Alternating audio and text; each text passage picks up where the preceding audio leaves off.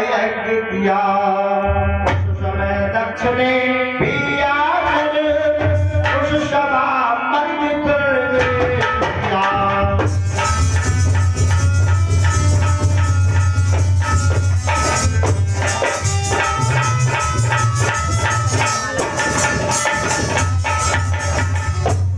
राजन परीक्षित जी उसी समय दक्ष जी अपने यहाँ यज्ञ करवा रहे हैं। और थोड़ी कथा सुन लो। दक्ष जी का शिव जी का मनोमालिन्य हो गया था। क्या कारण हुआ? जब सभी प्रजापतियों ने यज्ञ आरंभ किया तो वहां सभा में दक्ष जी आए। जब आए दक्ष सभा अंदर तो सभी देवता खड़े जब आए दक्ष सभा अंदर तो सभी देवता खड़े जब आए दक्ष सभा अंदर हो तो सभी देवता खड़े हुए। जब आए दक्ष सभा अंदर तो सभी देवता खड़े शिव जी आसन पर जमे रहे हो। शिव जी आसन पर जमे रहे। शिव जी नाराज हुए। शिव जी आसन पर जमे रहे। शिव जी दक्ष नाराज हुए। शिव जी आसन पर जमे रहे। शिव जी दक्ष नाराज हुए। शिव जी आसन पर जमे रहे। शिव जी दक्ष नाराज हुए। राजन परीक्षित जी जैसे ही सभा के अंदर में दक्ष जी महाराज आए तो ये तो भाई केंद्रीय सरकार है, सबसे बड़े हैं प्रजापति दक्ष जी। तो जितने भी देवता थे सब खड़े हो गए। आओ प्रधान जी, आओ प्रधान जी। आज भी देख लो, अगर कोई बच्चा प्रधान हो जाए तो फिर वो उम्र में चाहे छोटा हो चाहे बड़ा हो फिर लोग नाम नहीं लेते, आइए प्रधान, आइए प्रधान है। और कोई डॉक्टर हो जाए तब भी नाम नहीं, आओ भाई डॉक्टर साहब, आइए डॉक्टर साहब, आइए मास्टर साहब। पदवी का नाम लोग लेते हैं। सब खड़े हो गए, हाथ जोड़ करके दंडवत प्रणाम किया। लेकिन शंकर भगवान अपने आसन पर बैठे रहे, खड़े भी नहीं हुए और प्रणाम भी नहीं किया। इसलिए दक्ष नाराज हो गए। दक्ष कहने लगे, देखो ये शिव जी, ये मेरा सबसे छोटा दामाद है, फिर भी इसने मुझे दंडवत प्रणाम नहीं किया। अरे ये जंगल में अकेला रहने वाला है, भूतों का स्वामी है, ये शिष्टाचार को नहीं जानता। इसको निकाल दो प्रांगण से बाहर और इसको इस यज्ञ में भाग नहीं दिया जाएगा। शिव जी को यज्ञ प्रांगण से बाहर निकालने का आदेश दे दिया। और तो भाई केंद्रीय सरकार है, जो केंद्र से पारित हो जाए तो सारी दुनिया में लागू हो जाता है। तो कहा शिव जी को निकाल दो, यज्ञ का भाग नहीं मिलेगा। शंकर भगवान कहने लगे, भाई नंदीश्वर महाराज अब यहाँ रुक करके क्या करोगे?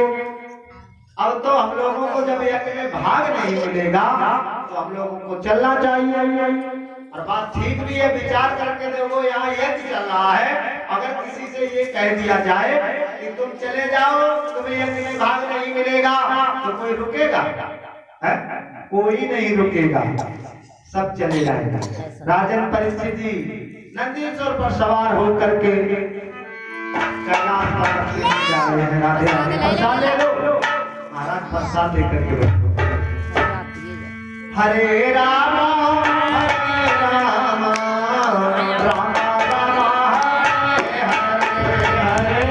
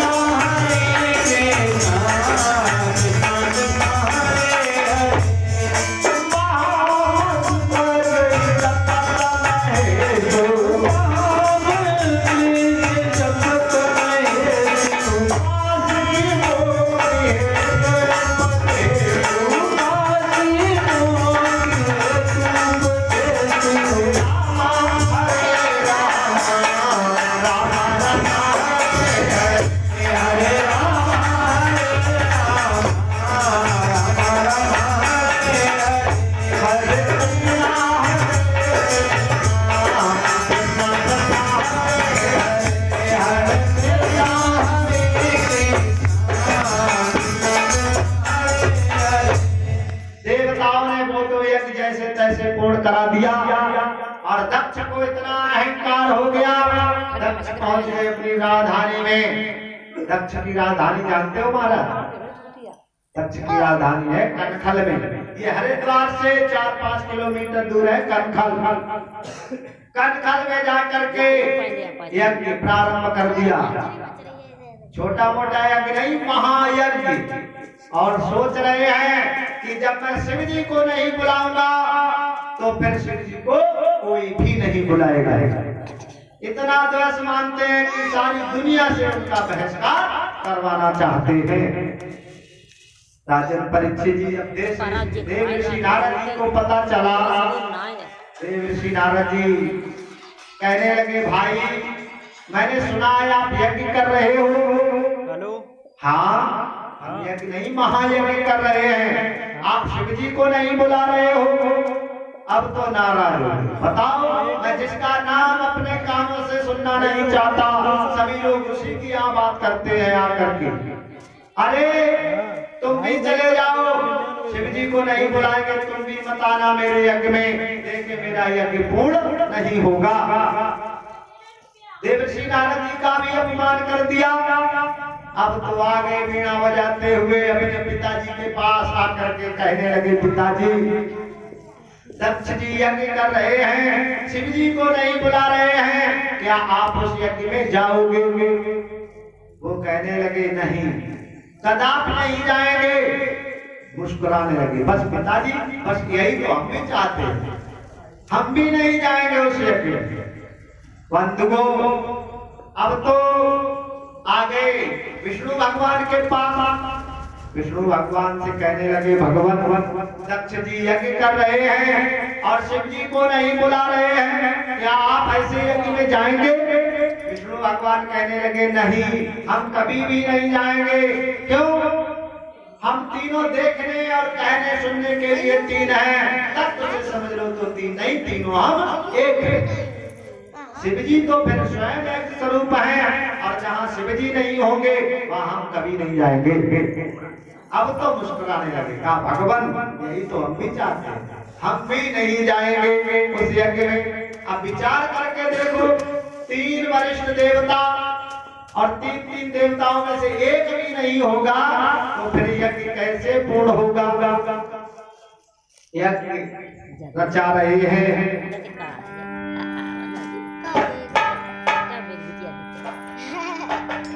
और सभी ऋषियों को, सब ऋषियों और पितरियों को दक्ष ने पत्र पठाया है, आए यज्ञ महोत्सव में शिव जी को नहीं बुलाया है।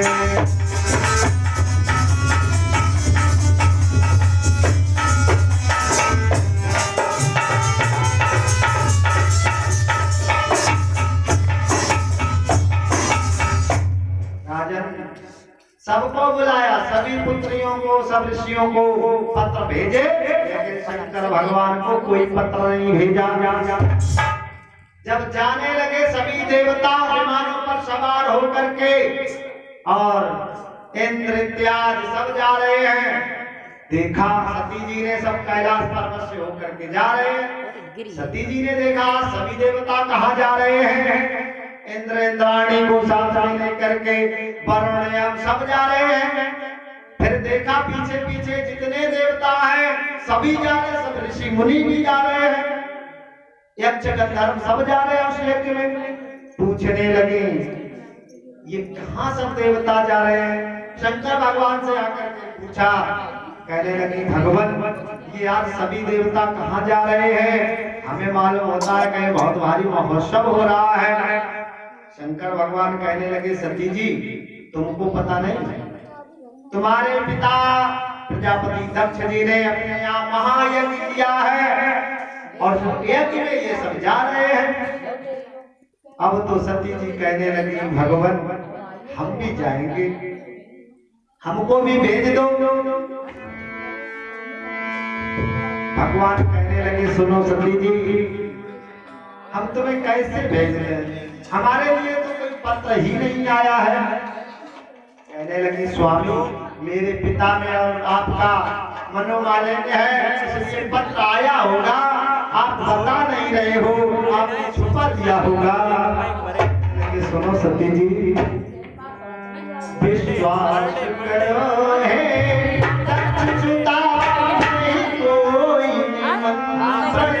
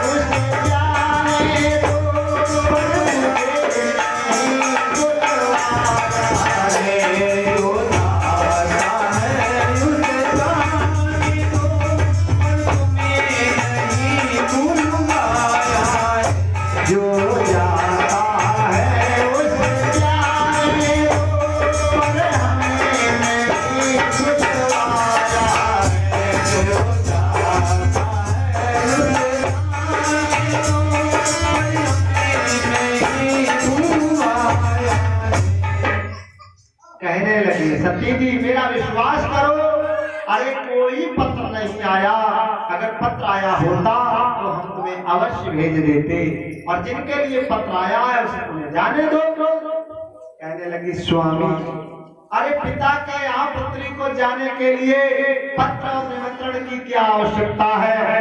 अरे वो तो मेरे पिता हैं, हम तो उनके यहाँ कभी भी जा सकते हैं। समझाने लगे प्रिय, हाँ जाया जाता है बिना बुलाए, रक्षाबंधन के त्योहार पर, भाई दूज के त्योहार पर लड़की बिना बुलाए अपने भाई के यहाँ जा सकती है, पिता के यहाँ जा सकती है, और अगर भाई के पुत्र पैदा हुआ हो तब भी उसके यहाँ बिना बुलाए जा सकती है, और वो भी जब पति और पिता में मनोमालिन्य माने झगड़ा ना चलता हो तो। और अगर कैसा भी किसी प्रकार का मनोमालिन्य है तो नहीं जाना चाहिए। अब तो कहने लगी स्वामी, अरे मैं इसलिए कह रही, और बता दे सती जी जाना क्यों चाहती हैं, इतना आग्रह क्यों कर रही हैं? सोच रही हैं कि मैं अपने पिता के पास जाऊंगी, अपने पिता से कहूंगी तो मेरे पिता भोले बाबा को समझा देंगे तो ये मुझे फिर अपना लेंगे, वो इसलिए जाना चाहते हैं। मेरे पिता ने भारी है रक्षा,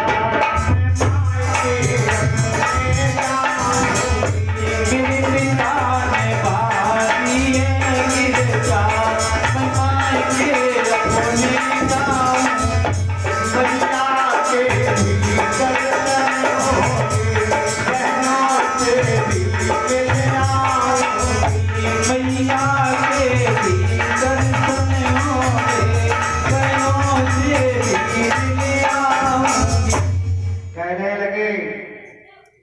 स्वामी मुझे भेज दो, बहुत समय हो गया, मैंने अपनी माता को नहीं देखा और मैंने अपनी बहनों को भी नहीं देखा, इस यज्ञ के बहाने पहुंच जाऊंगी तो बहनों के भी दर्शन हो जाएंगे। शंकर भगवान कहने लगे, सुनो सती जी,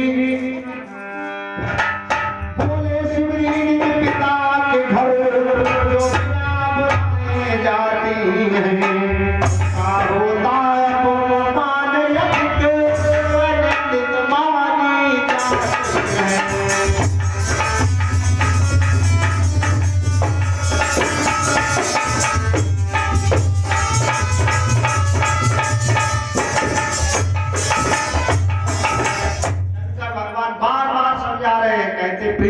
पिता के यहाँ बिना बुलाए जो जाता है उसका अपमान होता है, उसका सम्मान नहीं होता।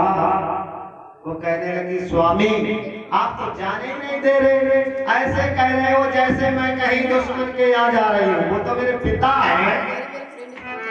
आज समझाने लगे, कहने लगे, सुनो की लाडली जिद लठाओ, तुमको शर्मिंदा होना पड़ेगा, दक्षिणी लाडली जितना तारो तुमको शर्मिंदा होना पड़ेगा दक्षिणी लाडली जितना तारो शर्मिंदा होना पड़ेगा दक्षिणी लाडली जितना तारो तुमको शर्मिंदा होना पड़ेगा तुमको शर्मिंदा होना पड़ेगा बुलाए बुलाए बुलाए सागर जाओ या अपमान तेरा पड़ेगा बुलाए सागर हो जाओ को माने पड़ेगा बुलाए सागर जाओ या अपमान तेरा पड़ेगा बुलाए सागर हो जाओ यदि अपमान सहना पड़ेगा यदि अपमान सहना पड़ेगा दक्षिण लाए जितना तारो शर्मिंदा होना पड़ेगा दक्षिणी लाडली जितना तारो तुमको शर्मिंदा होना पड़ेगा। आज शंकर भगवान समझा रहे हैं। सती जी कहने लगी स्वामी तुम नहीं जाने दोगे तो मैं स्वयं ही चली जाऊंगी। शंकर भगवान समझ गए अब सती जी मानने वाली नहीं है। तो उन्होंने कहा कोई बात नहीं ऐसे मत जाओ हम तुम्हें आदर पूर्वक भेजेंगे और नंदीश्वर को आदेश दे दिया कहा जाओ नंदीश्वर सती जी को इनके पिता के यहाँ सम्मान पूर्वक पहुंचा दो और